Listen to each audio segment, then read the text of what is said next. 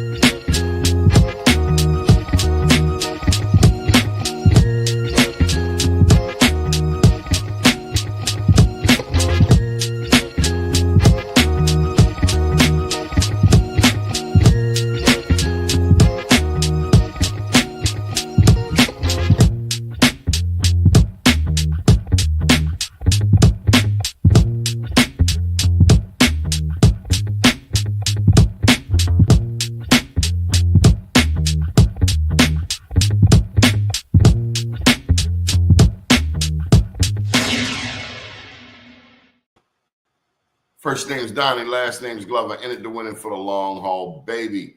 Our guest today is Mr. Sharif, small serial entrepreneur, big time in real estate, now doing some work with the Greater Baltimore Urban League. Sharif Small, how are you, sir? Hey, morning, sir. Busy and blessed. How about yourself? How you doing today? Good, good, good. How have you? What have you been up to? You kind of just mentioned it. Just enjoying life, living life, making sure that you know, uh, doing my calling, doing my purpose. Running the businesses and take care of the family, especially my beautiful wife, Alicia. And the latest project, of course, is last 2 so I became the I've been honored to be been able to be director of entrepreneurship for the Haynesburg Entrepreneurship Urban League Center, which I'm excited about. Is continuing to help these businesses, grow and scale and to be successful. So, where is the Haynesburg Entrepreneurship Center these days? Well, the home location is on Orchard Street, 512. Far as I know, it's currently being renovated. So right now, we're for the most part working remotely, or we'll actually go to meet with the businesses in person at that location site. So it's 2024 things you're able to do kind of in different in multiple ways. But yeah, that's how we're pretty much operating as of right now. And a lot of stuff we're doing is pretty much through Zoom and team meetings as well. Okay. And what will people learn? So what I would say that the first thing that what people will understand what the center is about, I would say number one is about being an anchor and being a hub and helping the foundation of businesses to grow and scale to be successful. So the first thing is just helping them with the right steps of starting a business. And the reason why I said it because most businesses take the wrong steps in starting the business. I've seen too many people pay too much money just in starting a business. So make sure they take the right steps. And then also making the next step. So they've been in business for a couple of years. They're really trying to figure out what's next. So a lot of times businesses be going around in a circle as opposed to like taking those steps for their business to grow and scale to be successful. So we have coaches that meet or talk to these businesses one-on-one and really do a diagnosis of the business, find out where they are, and make sure that they get the resources and guides and assistance and advice they need to take those next steps for that business to grow in the business and to be able to scale. So certain things that we are focusing on, I'll put to that we are focusing on in detail. With many businesses is really find out what their situation is looking at their business from a financial, from a business and from a marketing standpoint, and it's helping them with making those type of improvements. Unfortunately, 80-90% of businesses, their books are not where it needs to be. And that's, I'm a tax accountant. So that's one of the focus areas that we look at is looking at the financial foundation, their cash flow of the business, their profit loss statements, their balance sheets, their bookkeeping systems. Those are one of the first things that is one of our objectives is looking to make sure they have that stuff in place. And they don't, we have resources for them to do that. Next thing is MBE. We're going to be focused on making sure more businesses are able to get their MBE certification because it's a long and it's a daunting process. And the third thing is trying to get more of our businesses into government contracting We're actually hosting a government contractor workshop next Wednesday. It's in person. And that's the second thing about the center is in addition to doing one-on-one coaching, right? It's God to make the right steps. But next thing is making sure that they be able to come to networking events and come to resources so they can be for their business to be successful. And majority of minority-owned businesses don't even think about offering their services to the government, and one because they don't know how. So we work with APEX, which is a government agency where they work with businesses how to grow it and how to position their business to offer their services to the government, state, federal, local. So we have different agencies that's going to be there. We have different government contractors that are already in business and government contracting. It's going to talk about their experience and their process and how they're able to offer services, to the government. So just giving businesses more direction of where their business should go so that business can sustain. I've been in business for 20 years, 35 total with my dad. But the last 10 years, I've been a subcontractor with the SBA doing business consulting and coaching, and it has sustained my business. And it's been a blessing. So if it's helped me in turn, I want to make sure that other businesses externally get those same experience. Oh, you said a lot there. So let's unpack that. Let's start with the accounting. What do you do with, in terms of accounting? What are the first steps that you take? Well, the first thing is to ask them, do they have QuickBooks or type of accounting system? I was just with a client yesterday. She said no, had a home health care business. She said she has nothing. She's been doing like Excel spreadsheet receipts. I said that you can't, it's very hard to create profit. Let's say with the balance sheets with that. So the first thing we talked about is her getting set up on QuickBooks and helping her set that up and going through the process. And the good thing about QuickBooks, they have live bookkeepers that you can work with that they will actually help you get your books in order, right? And so that's one option. And another option is we work with other bookkeepers that at a affordable cost because you got to have some skin in the game. Every resource that we provide you is not going to be free. Just be honest with you, get a guy some skin in the game. But people that we refer is people that we've worked with in the past, and they know they've been efficient in making sure people have good and clean books. So we'll connect it with bookkeepers to be able to make sure they do that. So we give them options with QuickBooks, and then also with a lot, in-person bookkeeper. So that's one of the first things that we wind up doing, and making sure that they set up their QuickBooks, they download the transactions, they put it in categories, and things of that nature, and then they have a bookkeeper to review it to make sure that the transactions are recorded correctly, and then they can create those profit loss statements. And we'll look at that profit loss statement and give them advice on certain things that strengthen the profit loss statement and the balance sheets. If you're gonna have a profit, or more likely you won't have a loss. So we have to have a conversation about that. Then we gotta look at the balance sheet and look at what type of savings, what type of checking your savings account, and what type of credit cards, what type of debt you have, and then what is your owner's equity. So we can strengthen. So when we get you over to a CDFI, we get you over to a bank, they feel comfortable with you trying to give you some, and that's another thing before is helping business be able to think about getting some access to capital, but then also have a cash flow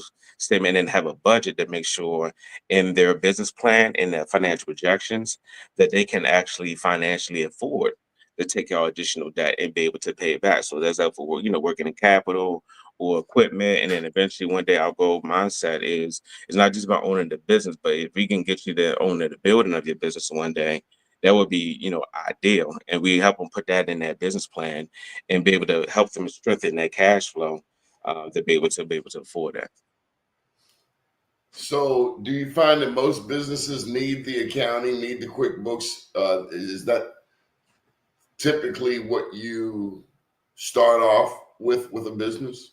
That's about 80% of businesses pretty much need that, unfortunately, because they wind up getting stuck because they have, some revenue coming in, or they want to hire people, they want to grow and they want to expand, but that's the foundation of your business. You got, like I would say, if you want to grow your numbers, you got to know your numbers. Like, and most businesses just don't know it. So that's one of the first thing, and the second thing is know who's that team, who's in charge of what far as their operations, of their business. For the most part, they make pretty much a solo entrepreneur. And I always tell people you're in business for yourself, but you cannot be in business by yourself. You need 4 or 5 coaches. So in addition to working with us, we connected with the Small Business Development Center, which offers coaching at, at no cost. We connected with SCORE, which offers coaches at no cost. And then also there's another organization that I used to be a small business navigator for called MBOT, Maryland Business Opportunity Center.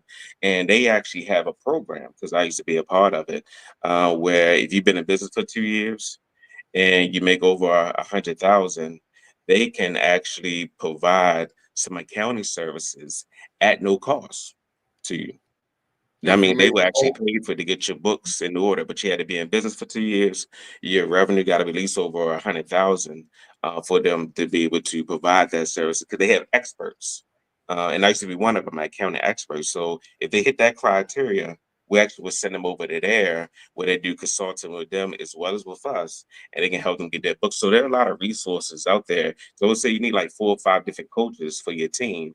You shouldn't just have one coach to help you with your business. You need like 4 or 5, because we all have different perspective and we all different experts, and we all pretty much work together to be able to help these businesses to be able to not just working in it, but they got to be working on their business as well.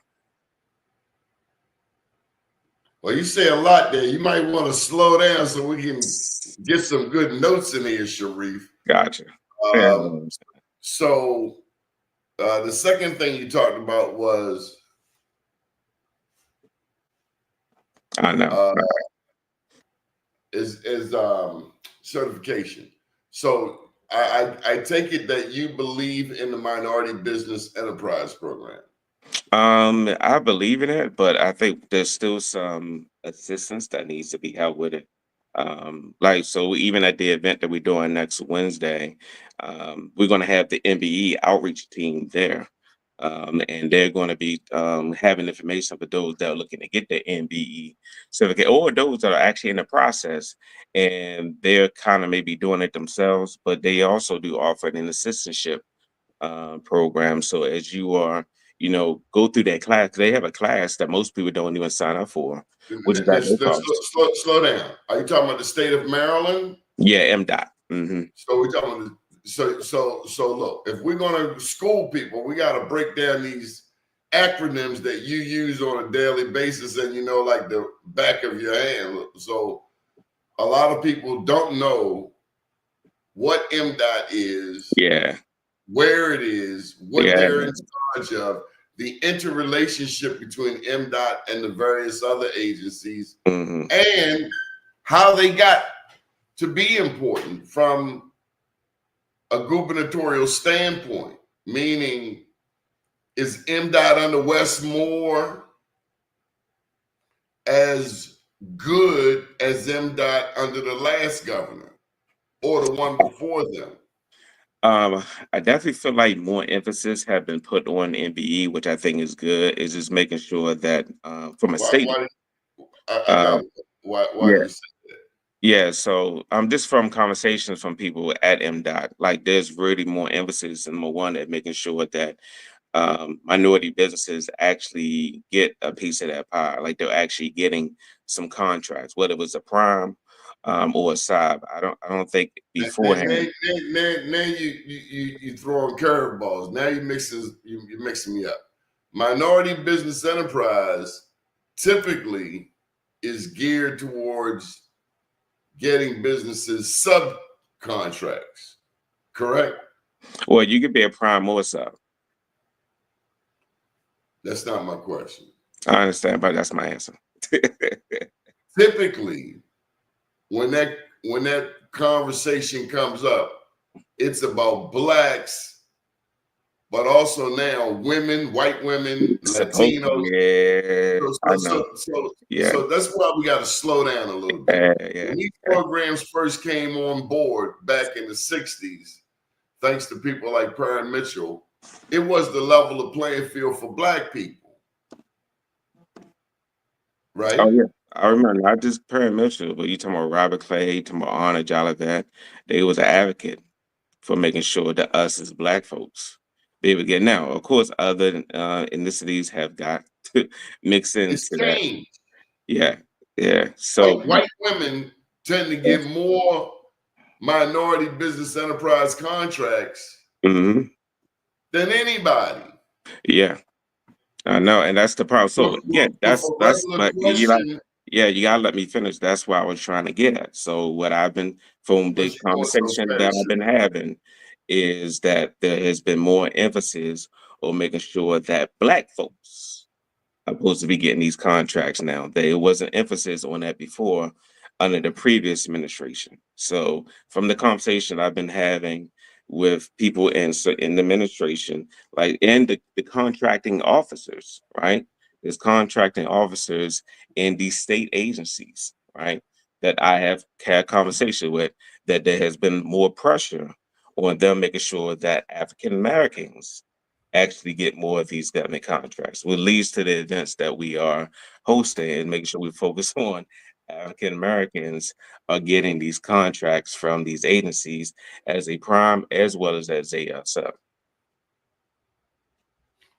Sharif, I've been covering minority business enterprise for the past 22 years, and I tell you that nothing much has changed. Blacks are getting 1 to 2% of the I agree. contracts I agree. historically. I agree. That's the reason why And I'm having the event next week. well, the event, Okay, the what you work say? we're talking about is on the inside, and I it's agree. really the head of agencies. When I agree.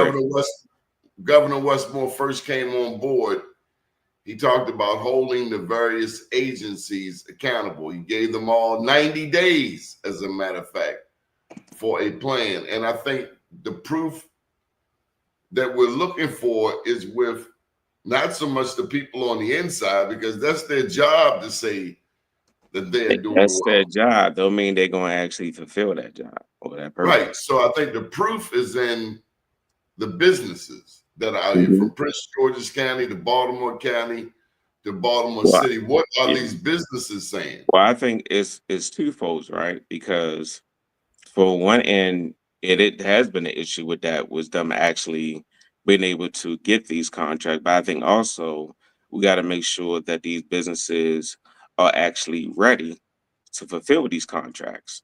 Because as you are looking to They fulfill say these that. contracts, you got to have access, to capital. Because it does take some time well, it has changed with the state where they're supposed to pay you within 15 to 20 days. They're supposed to.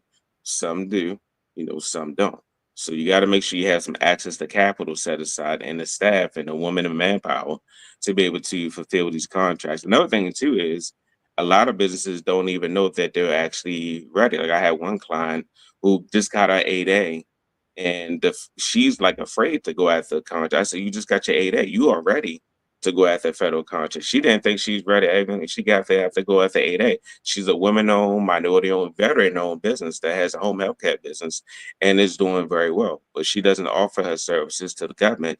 So we're actually in the process of now and helping her doing that because number one, she didn't think that she could, even though she got an 8A. A lot of times people get scared of going after contracts because number one, they feel like can't fulfill it, or they just don't even know what is the process, the steps on how to go about doing it. So in addition to connected with EFIN with APACS, which is a government agency, but they can be short staffed, and sometimes it could take, some time to work with them. So we're trying to kind of help fill in them gaps that kind of got along through those processes. Okay. So what else is the workshop about? Yeah, And so do we have a date on it? We want to put yes, it up on the screen. November the 20th. It's from 2 to 5. Oh, 2:30 to 5. 2:30 to 5:30 at the Fallspark Golf Course, the clubhouse. And it's free, it's at no cost. And we have 6 speakers on the panel. We have 3 contracting officers that are on the inside, and we have 3 prime and subcontractors that are on the outside. So the people that's on outside gonna give their perspective how they got into government contracting, who helped them, the resources. And then also we have the 3 contracting officers. They're gonna talk about how you can actually bid for contracts in their agencies and what resources that are. That's the first thing. The second thing is we're going to have exhibitor tables giving out information. So MBE will have a table, Baltimore Community Lender will have a table. We have some banks that will have a table. There's a company called Obzo where all they do is focus on financing government contracts. The governor office of minority affairs will have a table. So we're creating an APAC. So we're creating resources or hubs. So when they get there, and the SBA will have a table there too. So from the federal, the state, and the local level, we're going to have resources to help these businesses take the right steps and to encourage them to get themselves ready to go after government contract. Because a lot of businesses are in different stages and different phases. They just not know what phase that they're in. So that's where we come in, diagnose, let them know where they're at and where they could be, and kind of guide them to that process where they should be and need be. Sharif, let me just ask you a philosophical question. Should you have to fill out, are you an MBE certified? Yes, sir. Should you have to, do white businesses have to get certified? White women, yeah. I mean, white they don't men have to, but they do. No, do white men have to get certified to get contracts with the state? No, we're talking about what type of white men are we talking about? White men. There's different types. Do all black men have to get minority business certified? They don't have to get a government contract, but it helps because isn't there some inequity right there? Oh, I agree with you. A white man, you just said, does not need MBE certification, but I, as a black man, and you say it's a long, arduous process, I need to be minority certified. Hey, what's wrong with that? What's wrong with that scenario, Sharif, in an era? Let me finish my question. Okay. What's wrong with that in an era where MBE no longer even covers just black people, in an era where you've had a black president, in an era where you now have a black governor, you've got a black mayor? Why is it that I, as a black man, have to prove that I'm black? Man, you know the answer to that question. You know the world that we live in. You know we wasn't put over here. Well, how is anything yeah, but let me finish. You know we wasn't put over here to be equal. You already know that. You know that we got to work 10 times harder than 20 times harder than everyone else. That's just the world that we're in. So my thing is, unfortunately, I can't whine and complain about it because that's just the way it's set up in this world. But what we got to, inequity. I understand, but what we gotta do is so understand the net worth where we at, right? Our net worth is at zero and that negative, right? And then the net worth of other nationalities are a whole lot higher. There's a lot of reason that comes, to that.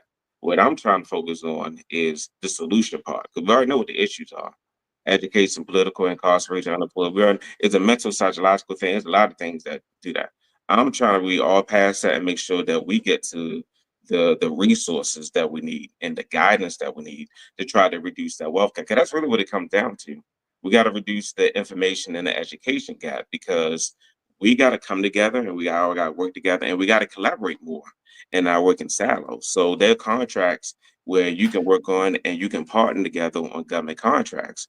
Those are things that we need to be working on doing as well. So it's all about conversation, collaboration, and having a plan and resources and working together. That's where we need to be focusing on. Let me tell you what it's also about. It's about being able to navigate business regardless of who is in office, Democrat or Republican.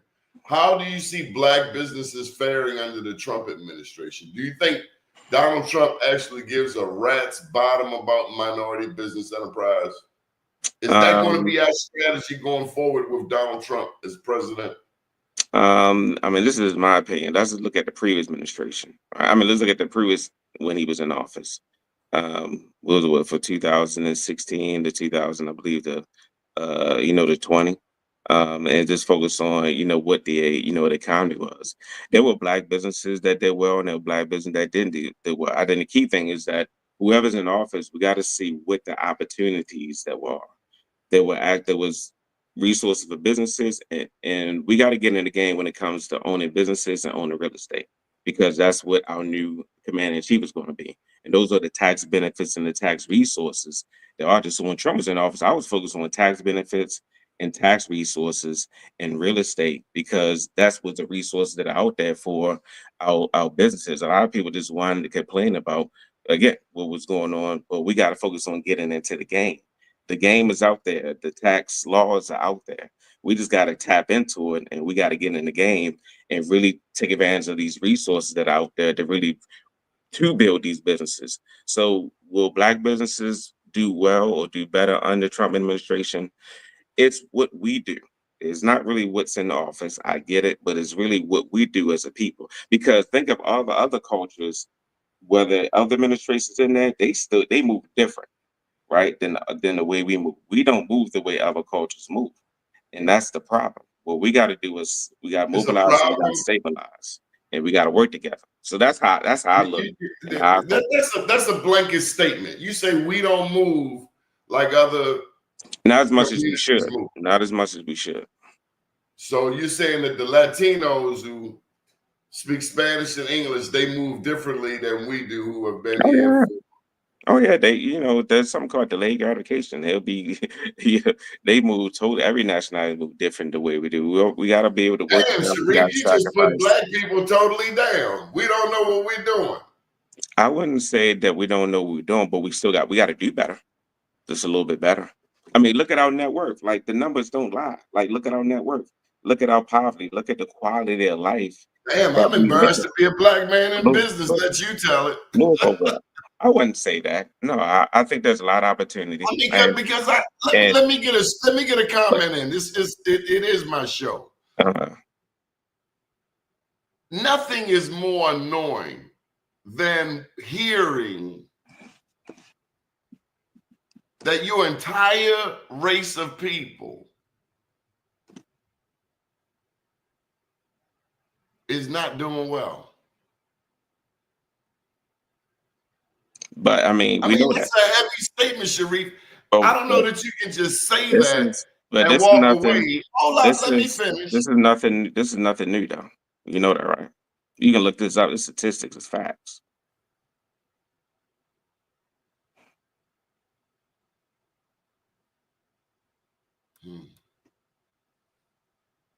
It's pretty pathetic.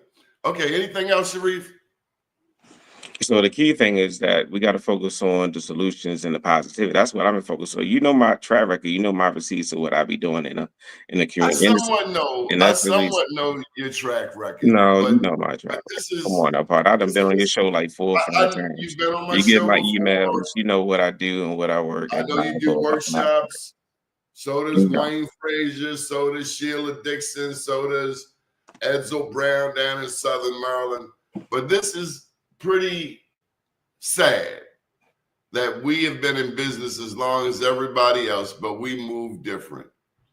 And it falls at the feet of the Black entrepreneur.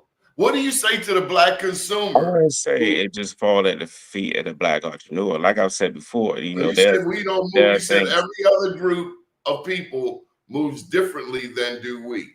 and we already know that, right? But we also know there are things I that have don't been know put in that. place. I don't Yes, we personally do. buy that either Yes, we because do. I just having said grown up in a Black incarceration. family, I just said that's my show, unemployment. Sharif. You know Let me say that. Do you know that government stuff that's been put in place for having grown up in a SFB? Black family That was business, the I've first. seen Black businesses take care of the community I did all of not. my I life. did not. I did not say that. I said overall.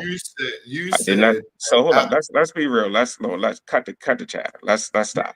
So where my Wealth Summit each year, we highlight Black businesses that are doing well. We highlighted Eddie and Silver Brown. We Sharif, I've highlighted been on Jolly highlighting Bell. Black We businesses for 20 highlighted these Black years. businesses that are doing so don't do that, sir. Don't do that. We show positive Black businesses at our Wealth Summit at our events each year. But like I said, overall, we need to be doing better. Look at the net worth. Look at the statistics. So don't do that. So don't get me on your show and try to put words in my mouth. Don't do that.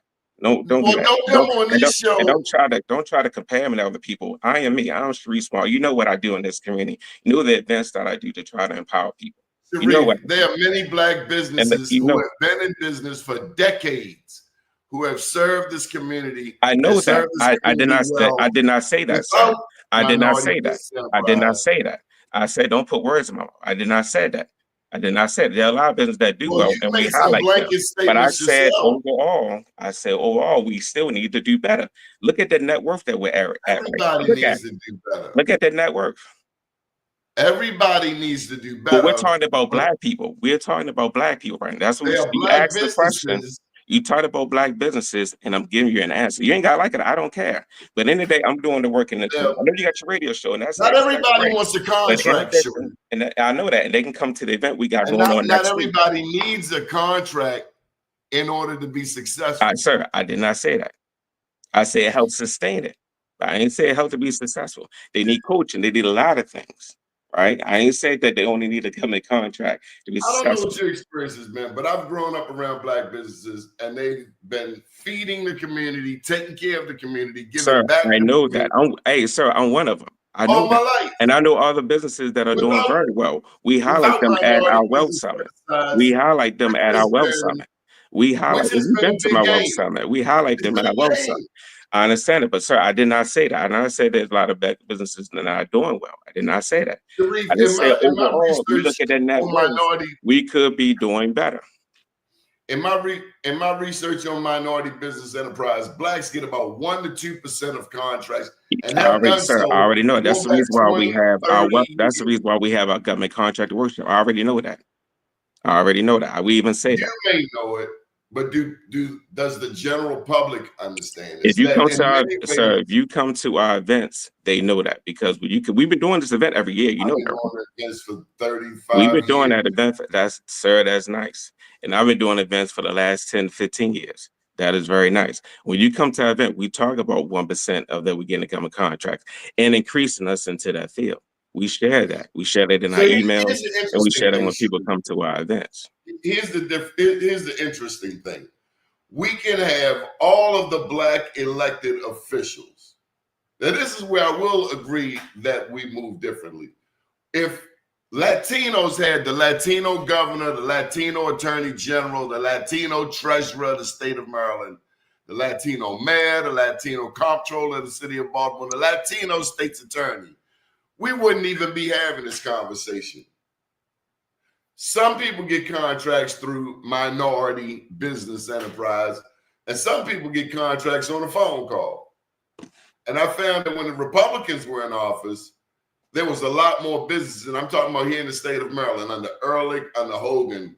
Blacks participated more fully in the business process without this whole certification and running down, because this current administration, if you want to get to the nitty gritty, really brought in a bunch of new people who don't even know the process of MDOT, Maryland Department of Transportation, as well as the certification process itself. Now, getting the certification is one thing. Getting the contracts is another. So if there's anything that we as a people need to be doing, it's getting some friends in the Trump White House. So that's why it's all about relationships. So that's what our event again is about. It's called networking. Your networking equals your net worth.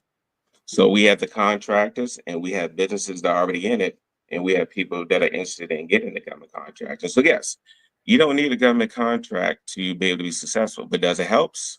Yes, it does. How you go about doing everybody's path and getting a government contract is going to be different. That's why you have 4 or 5 different coaches that are able to help you to navigate what is the best route, that you take. At the end of the day, I'm not here to argue with you or anything. At the end of the day, we have to be mobilized and working together and collectively, and coming together.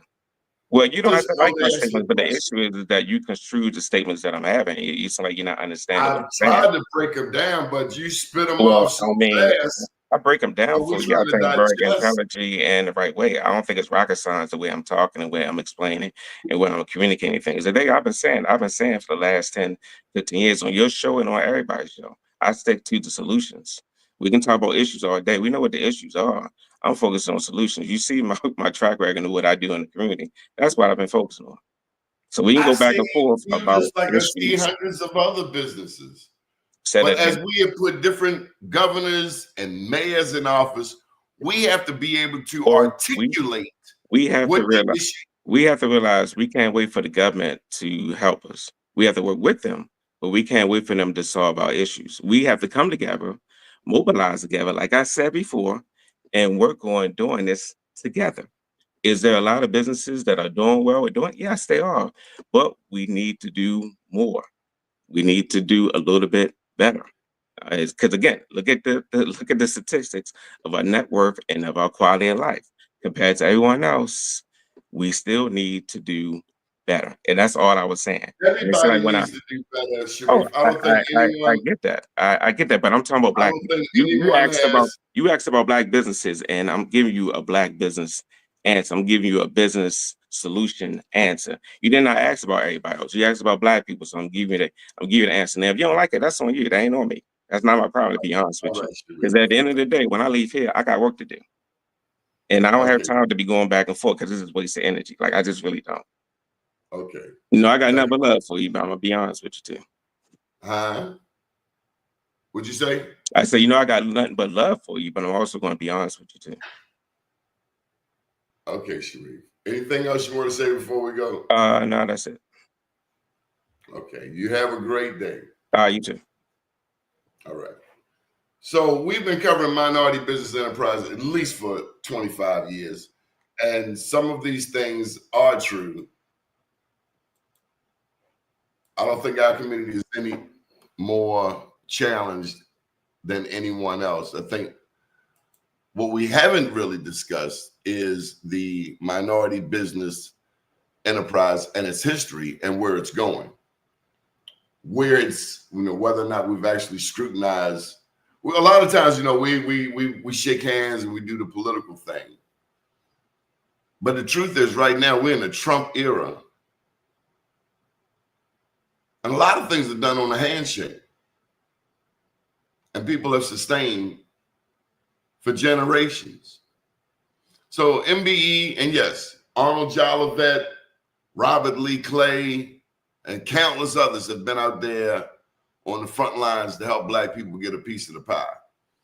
But we also know that when you get rid of a Sabrina Bass from the certification process and you replace her with people who have a fraction of her experience, then that's another reason why Black people are left hanging.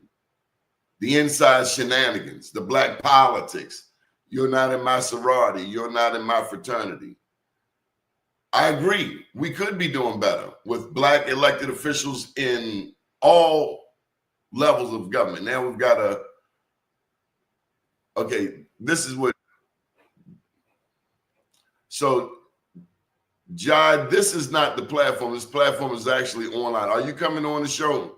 Because we can bring you on. Jai? No, I apologize. I'm looking for the online platform. Sorry. So you go to youtube.com/Donnie Glover, or you go to facebook.com/Black USA News.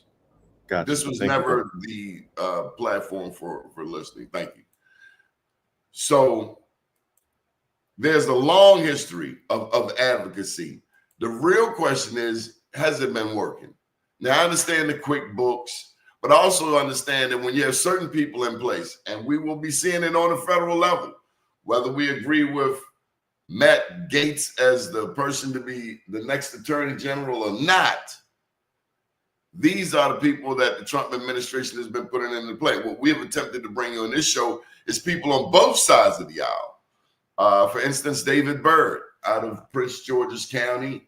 There's Raynard Jackson down in D.C., strong Black Republicans. And that's who you're going to need, because it's not always about filling out the forms and getting an MBA. I don't want a subcontract. I don't want to be treated like a slave. I've done that. We want prime contracts. White man doesn't have to prove he's white. And Sharif says that we know what the game is. We should have to, that he's okay with us proving that we're Black. Well, I tell you, in the 20 years I've been in business with both Democrats and Republicans, it wasn't through any certification. It was through a damn phone call. That's how business is done. Now, some people, hey, knock yourself out. There are ways to sustain your business with that process. But I found that people spend a lot more time trying to get certified than just getting the damn business, knowing who is who and what is what.